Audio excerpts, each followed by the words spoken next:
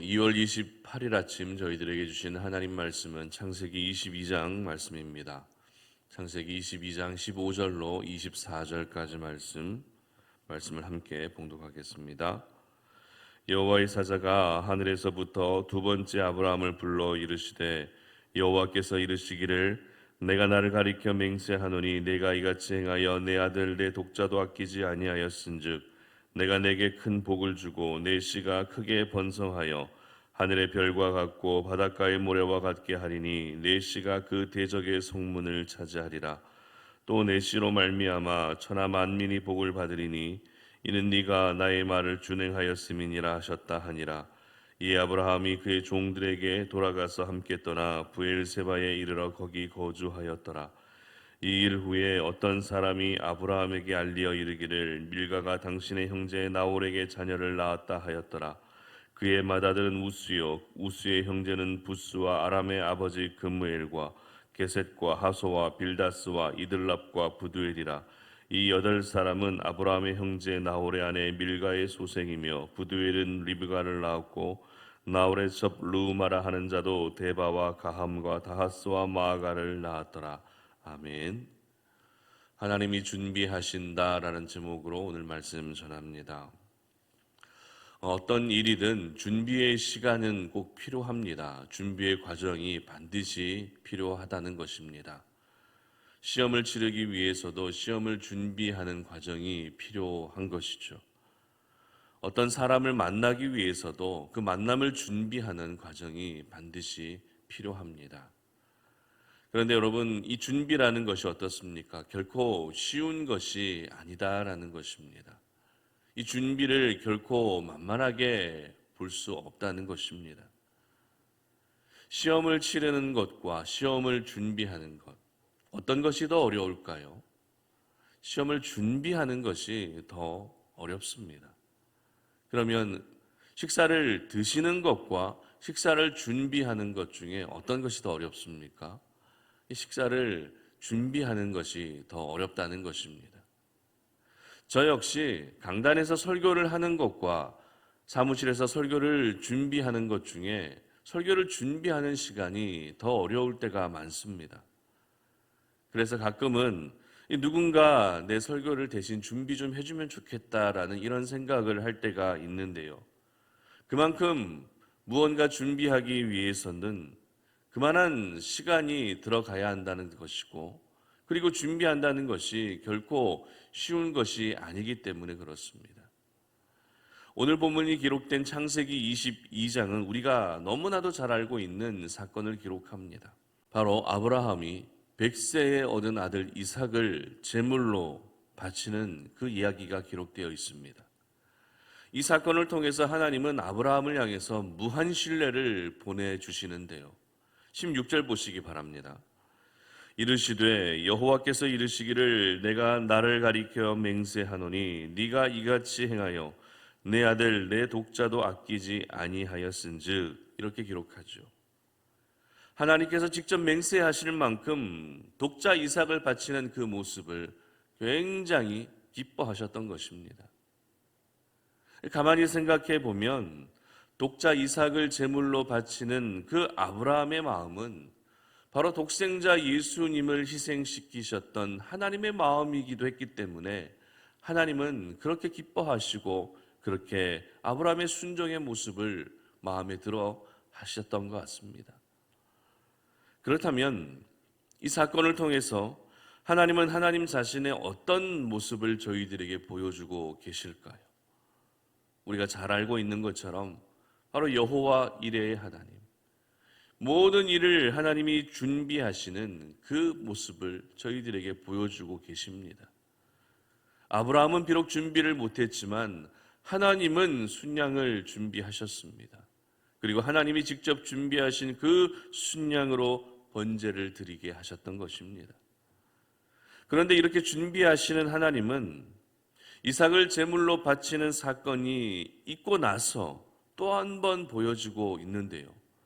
오늘 본문 20절 이하에 기록된 내용은 아브라함의 형제였던 나홀의 후손을 기록하고 있는 본문입니다.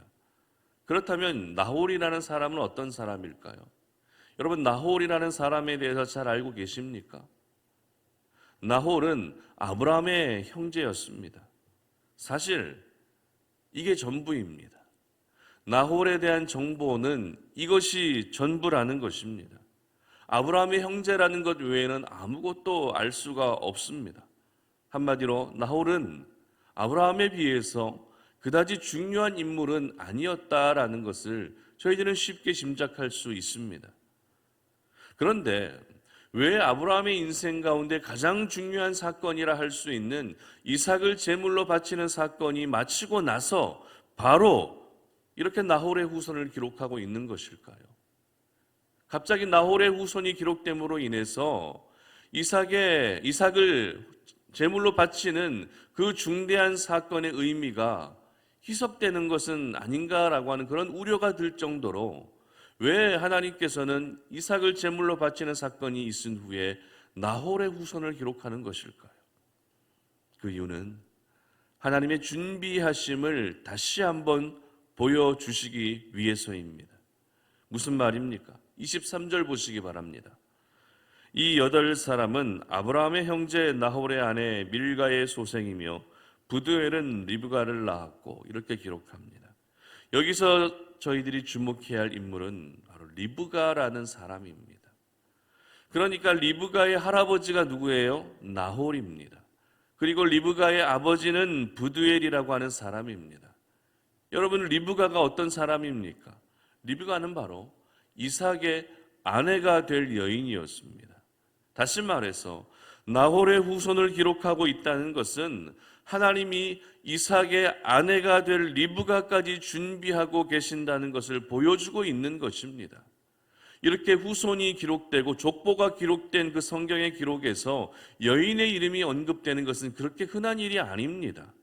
하지만 하나님은 리브가의 이름을 직접 거론하시면서 나홀의 후손으로 태어났다는 것을 말씀하시고 그렇게 이삭의 아내가 될 여인까지도 미리 준비하고 계시다는 것을 오늘 이삭을 제물로 바치는 사건에 뒤이어 바로 기록하고 있는 것입니다.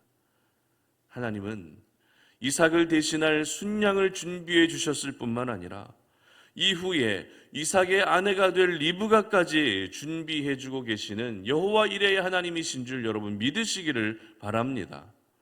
그러므로 저희들은 오늘을 살아갈 때 이 하나님의 준비하심에 대해서 신뢰할 수 있어야 됩니다. 내가 준비하면 실수할 수 있습니다. 내가 준비하면 무언가 빠뜨리고 놓칠 수 있습니다. 아무리 내가 잘 준비한다 할지라도 그 준비는 완벽할 수 없습니다.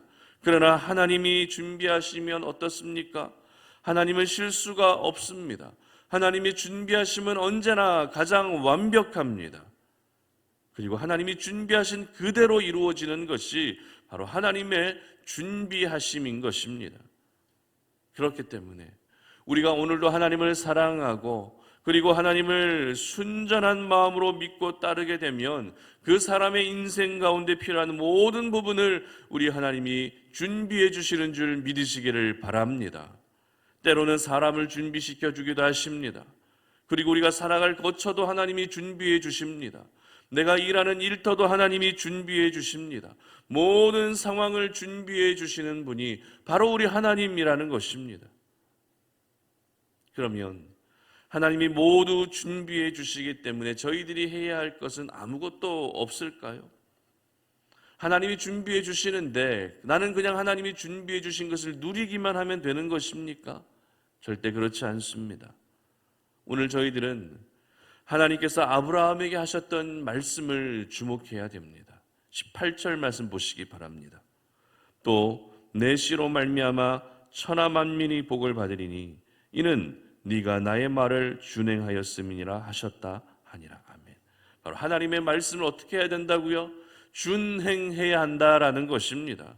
여기서 준행한다는 것은 경청한다라는 이런 의미를 가지고 있습니다. 말씀에 대한 순종이 있기 위해서는 말씀을 경청하는 자세가 먼저 필요하다는 것이죠.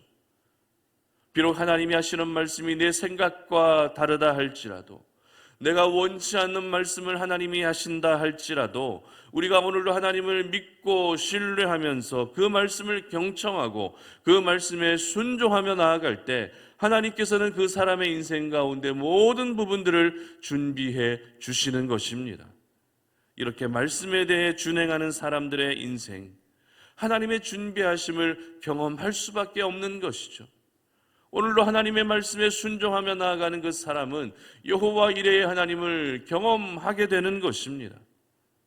하나님은 누구에게나 얼마든지 모든 것을 준비해 주실 수 있지만 아무에게나 준비해 주시는 분은 아니십니다. 하나님은 오늘도 아브라함과 같이 하나님의 말씀에 준행하는 사람에게 모든 것을 준비해 주시는 것입니다. 그러므로 우리 송탄오륜의 모든 가족들이 바로 말씀에 준행하는 사람들이 되시기를 바랍니다. 그렇게 말씀에 준행하는 여러분의 모습을 보시며 오늘도 나의 필요를 모두 준비해 주시는 하나님의 크신 은혜를 경험하시는 우리 송탄오륜의 모든 가족들이 되시기를 주님의 이름으로 축복합니다. 함께 기도하겠습니다. 하나님 아버지 감사합니다. 오늘 이 아침에 우리가 주의 말씀을 통해서 여호와 이레의 하나님은 모든 부분들을 준비해 주신다는 중요한 사실을 깨닫게 하시니 감사합니다. 내가 준비해야 될 옆 부분들도 분명히 필요하겠지만 내가 준비하게 되면 실수하게 되고 내가 준비하게 되면 빠뜨리게 됩니다. 하지만 하나님의 준비하심은 언제나 가장 완벽한 준비임을 믿습니다. 이삭을 대신할 순양을 준비해 주셨고 이삭의 아내가 될 리브가까지도 준비해 주신 분이 하나님이십니다. 우리가 그 하나님의 말씀을 준행하고 경청하며 순종하며 나아가겠사오니 우리 삶 가운데 필요한 모든 부분들을 하나님의 능력으로 친히 준비하여 주시옵소서. 감사드리며 예수님의 이름으로 기도드립니다. 아멘. 오늘도 우리가 함께 나라와 민족을 위해 기도할 수 있었으면 좋겠습니다. 오늘은 한국교회와 예배를 위해 기도하는 아침인데요. 한국교회와 예배를 위해서도 기도해 주시고 이제 일주일밖에 남지 않은 대선을 위해서도 기도해 주시고 러시아가 지금 우크라이나를 침공해서 무고한 시민들이 지금 계속해서 죽어가고 있고 많은 분들이 어려움을 겪고 있습니다. 이 사태도 하루속히 끝날 수 있도록 여러분 기도해 주시기 바랍니다. 이 시간 다 함께 기도하며 나아가겠습니다.